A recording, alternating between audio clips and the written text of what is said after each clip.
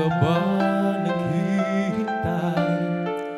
Nahimuking ba't pilitin ka ng tadhana? Alam mo na kung bakit nagkakaganyan. Lumulutang nasasayang ang buhay mo at ang ibinubulong ng iyong puso. Natutulog ba ang Diyos? Natutulog ba?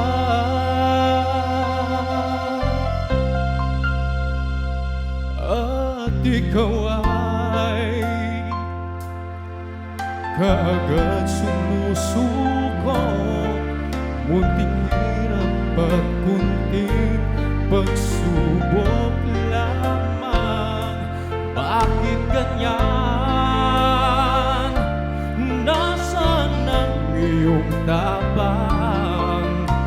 Natutuwag, nawawalan ng pag-asa, at iniisip na natutulog ba? Natutulog ba ang Diyos? Natutulog ba?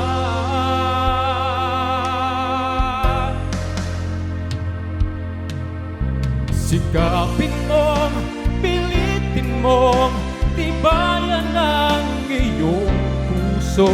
Tanging ikaw ang huhubog sa iyong bukas. Huwag mo sanang akalaing natutulog pa ang Diyos. Ang buhay mo ay mayroong halaga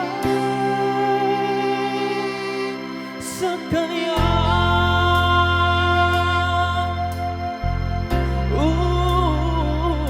Dapat nga ba'y na ikaw ay maghintay at himukin ba't pilitin ka ng tadhana? Gawin mo na kung ano ang nararapat. Magsikap ka at magtiwala sa may kapal. Nakahanda ang Diyos umalalay sa'yo.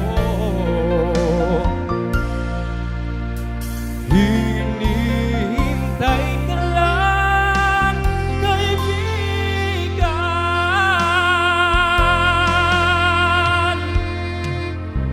Sikapin mo, pilitin mo, tibayan ang iyong puso. Tanging ikaw ang huhubog sa iyong bukas. Huwag mo sanang akalaing natutulog pa ang Diyos.